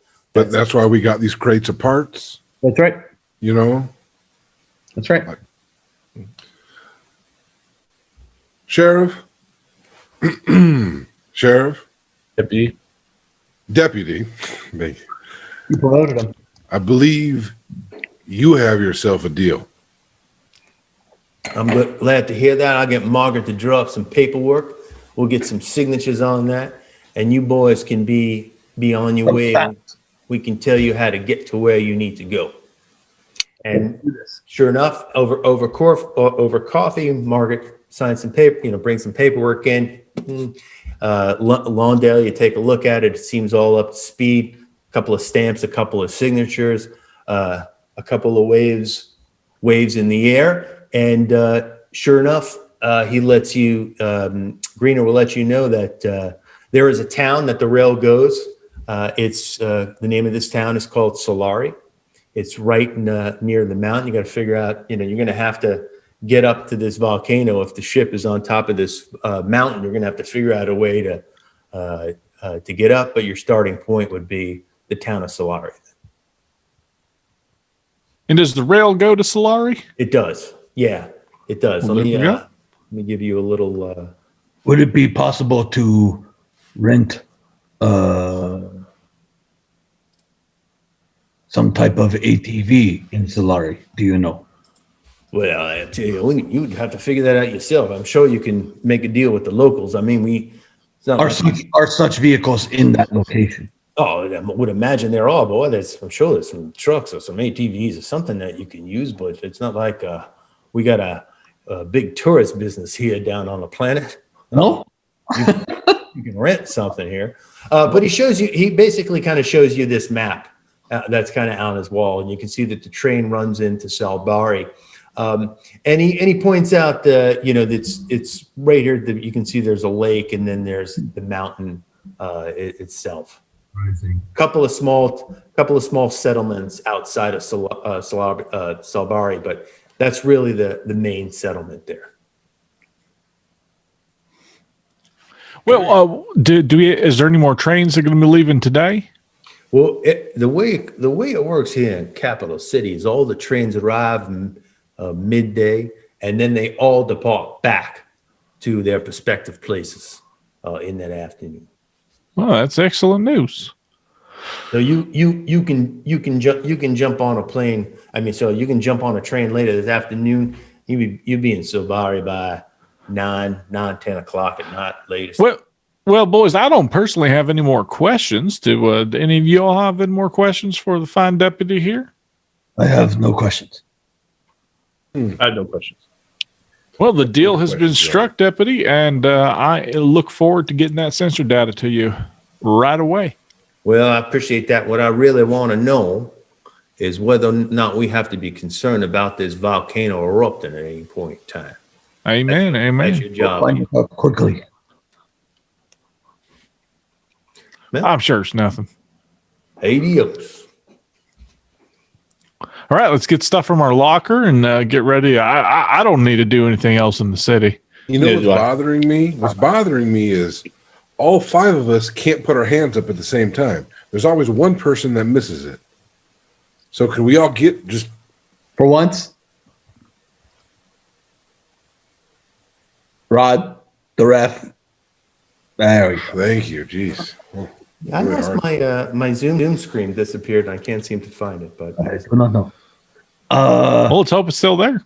So I think Finner Dahl thinks the plan, we get to town, we try to see how far we can get. Maybe we can buy or borrow vehicle to get. Well, I hope it's a borrow. I don't want to buy, but ship could probably store vehicle too. Yeah, that's true. It might be something nice to have. I don't know how far that gets us up mountain, but Finner Dahl feel like that get us up the mountain. From Barvin, it's about 4 kilometers, That's not too far. 4 clicks. We could walk. Not bad. But that's a lot of equipment to carry to walk that. Oh, it's true. Yeah, that's the problem. That's the problem right there. Would be nice to have something to carry this equipment. A wagon. Oh, I can would be good. Maybe we get some Red one. some Varga Sherpas. We could hire. Yeah. Pay them well. Prefer a vehicle though. Yes, we could do either of those things. Well, you guys can jump on the train, have a conversation. That is excellent suggestion, Londale. How you want to attack the task at hand. And like Greener said, in about 3-4 hours, you arrive, sort of the early evening, in the town of Sabari. And as you sort of go through, you can see the mountain in the background. I mean, that's fairly visible. What mountain would be Mount Solarbri? It's quite large. That's pretty steep for a vehicle. Yeah, pretty steep, but it's also very prominent because the horizon is so flat as you guys come. You're riding up the coastline, so you get a view of the ocean, which is kind of nice. Okay. But it's also very desolate as you kind of make your way in Solarbri, and the train station is little more than basically just a platform. Yeah. In what you're able to get out, and much like the other areas that you've come into, there's not much here. In fact, there's really hardly anything here. Again, most of the buildings are somewhat underground, if not all the way underground. And there's a very small store that's up and appears open. But outside of that, there's really nothing else that's out there. Does there even look to be any signs for any sort of lodgings or anything? You see, there's not only are there no signs for the lodging, there's no signs whatsoever. I'm just grab some wine and see. Well, boys, this here looks to be like we have truly found the sticks. This is a bit of a climb. It's good thing I have climbing gear. You got survival kits, right? Yes. Yeah. That may end up being a good thing that we brought our tents. Our tent, field kit. So I have. Rod. Yeah, bro.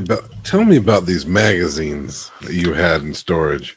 All right. Well, I'll tell you later. Standing on the platform with all your gear, what's your next step? Well, it doesn't appear that there's literally anything here for us to rent, conversate with. I mean, there's buildings that are partially underground. Oh, okay. Is there like a booth with an attendant, a person? Well, sorry, I thought maybe I didn't mention. There's like very close to the station. There looks to be some sort of a store. Okay, let's go there. Over there. The light. Did I not say that? No. You did. You did, but it was so long ago. And all right, so you guys go into the store, and it's a small convenience store with some groceries and that kind of thing, and a Varg person is sort of manning the countertop. And as you guys walk in, his I don't know, his ears perk up, his ears stand straight up, and his tail straightens out, and he you can see in his face, wait a minute, I've got 4 off-worlders coming in here. It's kind of unusual, whatever. Finner, I'm going to let you take point on this one. And he goes, Oh, Finner Dahl. How can Storm will help you? Oh, we're new to area. We are looking to go up the mountain here. Do you know where we could possibly rent vehicles to get us close to mountain, or borrow vehicles to get us close to mountain, or have somebody drive us close? We would be willing to pay in credits. Yeah, and he. Are you speaking Common or Vargar to this? I'm speaking Vargar to him right now. So he calls for someone in the back room and steps out, and there's this woman, female Vargar that comes out, and he talks to him. And he goes, well, these people are here. They want to climb the mountain, and she's like, were they, tourists? Surveyors. And she goes, oh.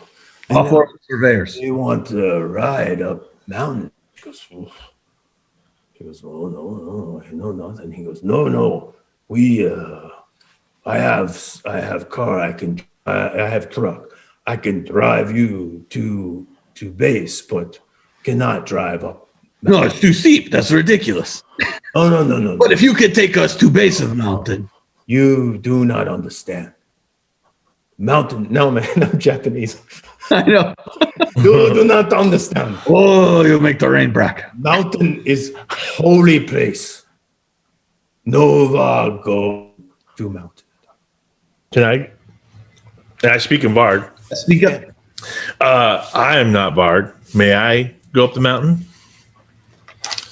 Listen, you, everybody, you are more than welcome. No Vag can tell another Vag what to do.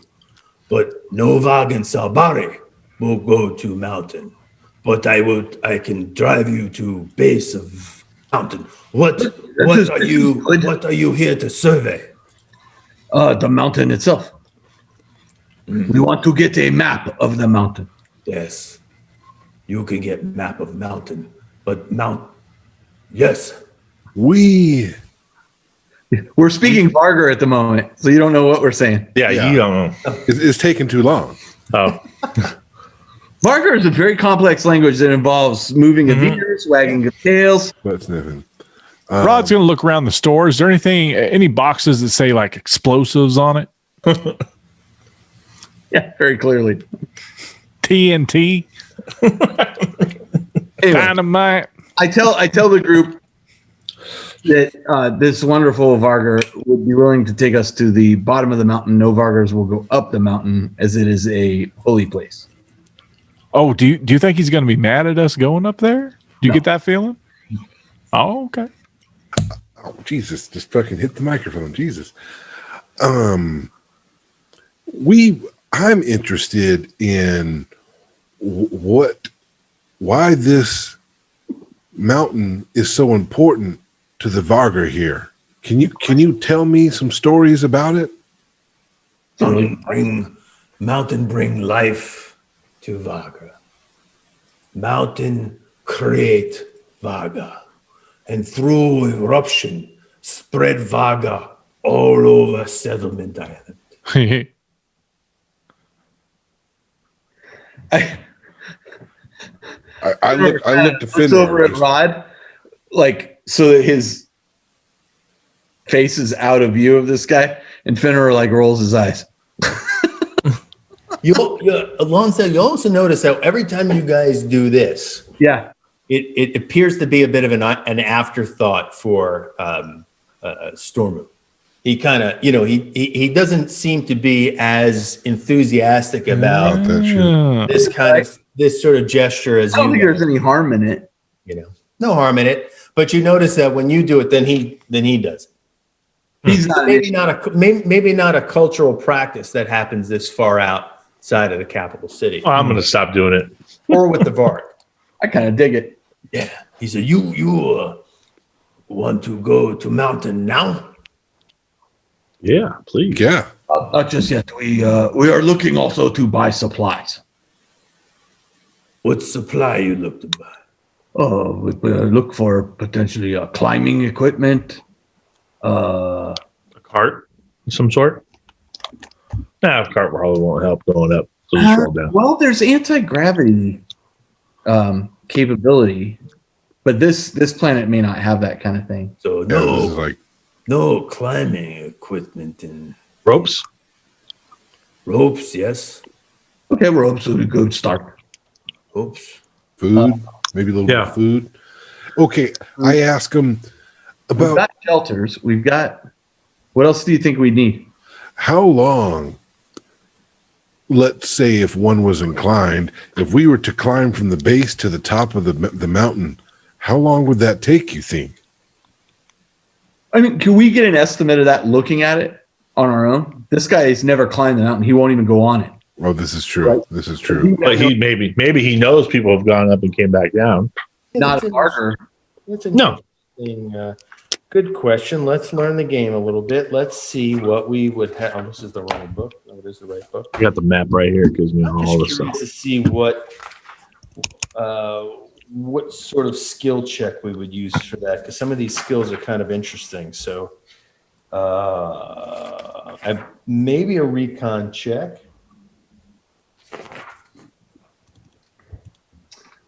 Maybe a survival check. That would probably be a good one, huh? I would probably say survival check. Because there's not like a climbing check. There's no, Ooh. there's an athletics check, but Yeah, it might be athletics. I think that's more like physical. I got a +1.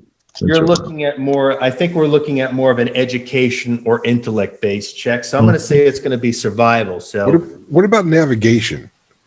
Oh, to estimate the climb, you're saying. Yeah, Yeah. navigation, survival. I got a +1 on survival. Yeah, I mean, yeah, I would even do a bit of a I'd say navigation too. I'd say that's fine. Who has navigation? Anyone? I don't know. I don't. Jackson. What's navigation under? It's just navigation by itself. After melee. I do not have navigation. Would seafarer work in this? Oh my god. case? You've Okay. got survival. So I have a +1 survival. Well, Make a then roll, survival. yeah. Make a survival roll then. What about seafarer? You think Oh, geez. seafarer could work? Oh, the 10.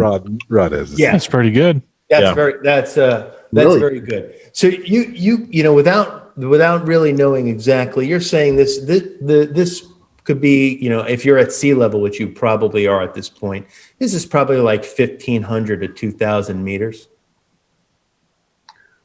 It's fairly A bit of a climb. But we could do it in a couple days, probably. Yeah, we can always take a break if we get too tired. We've got Yeah. 10 for that reason.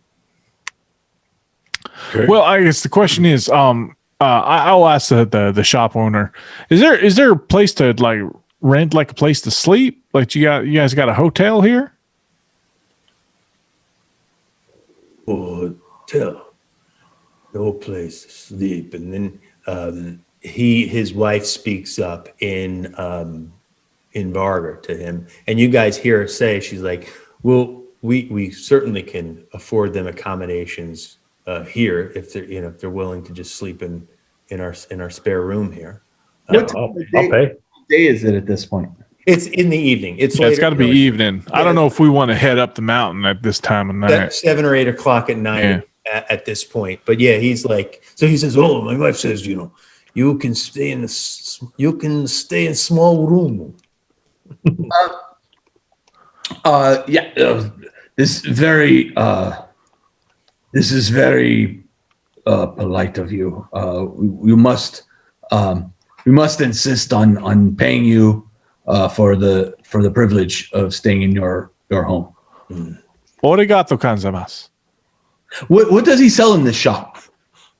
Just like groceries, very much a convenience store, like a little supermarket, you know, a little bit of everything. A 7-Eleven, sort of Wawa. Well, you guys don't know. Okay, I get a Slurpee. We gotta buy some groceries. Yeah. But he says, oh, my wife will make Yeah, they have fish Slurpees. for you. Please join us for dinner. Shit, Yes, Slurpee sounds sweet. real good. It would be our honor.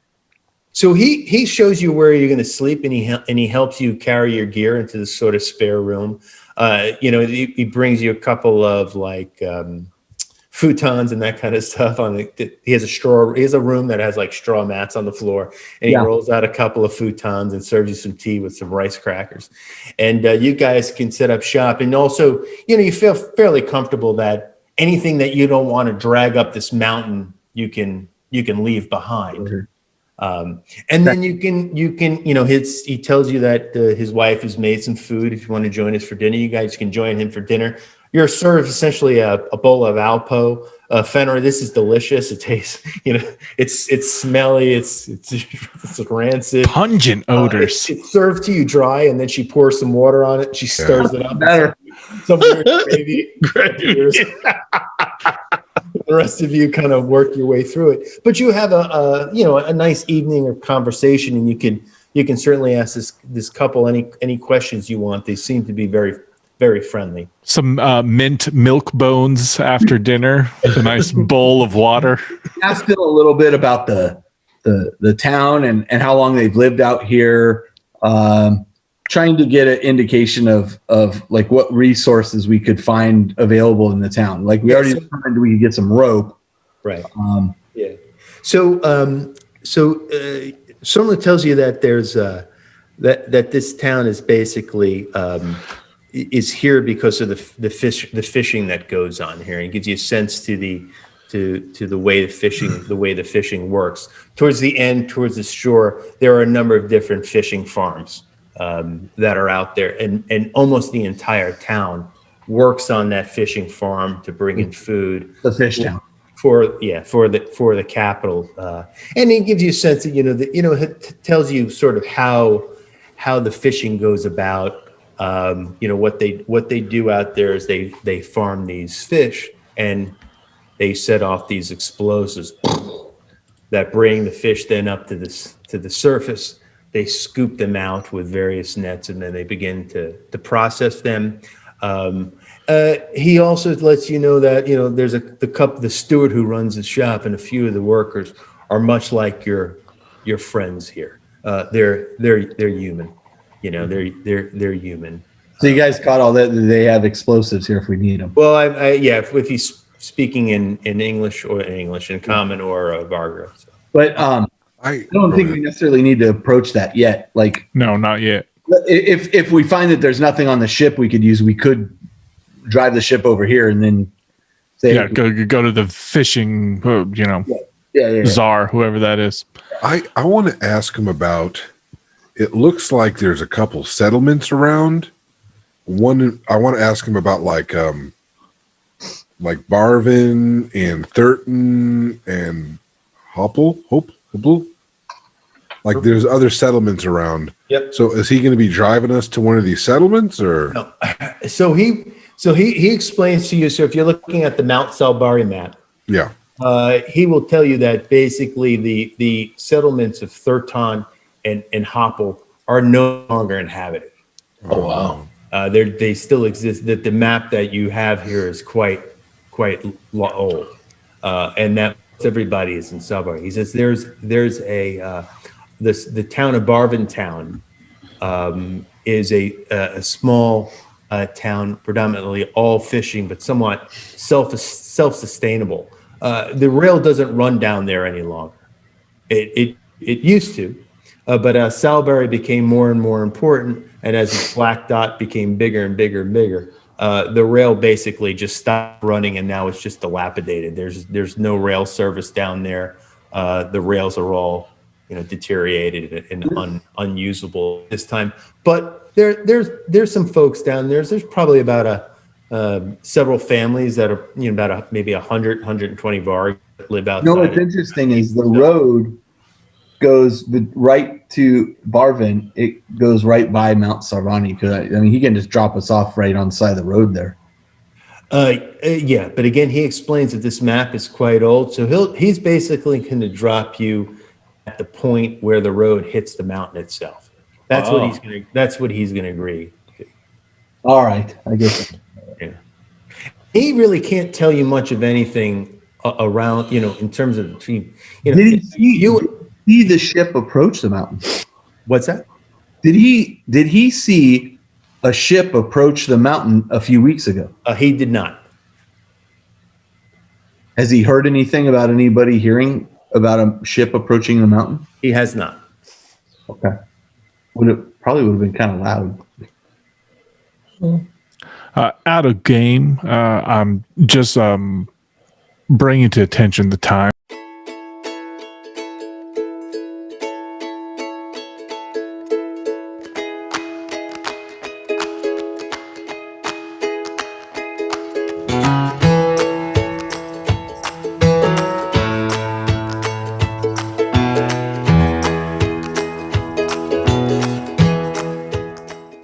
Hi, I'm Commissar Doug, and thank you very much for watching our video. If you feel so inclined, please hit the like button, please hit the subscribe button. We'd very much appreciate it. And if you feel like wasting even more time, well, then you can join me and Travis the Muppet Hitman on Old as Hell Gamers and Geeks, the podcast dedicated to wasting the twilight years of your life on all things gaming and geek. And for more tabletop gaming and comedy, Well, then join Big Nasty B and Robo Ed on Life After the Cover Save. And for the best Warhammer 40,000 podcast, and for the best Warhammer 40,000 community, well, then there's none other than Carl Tuttle and the independent characters. So again, thank you very much, and hopefully we'll see you on another episode. Yeah.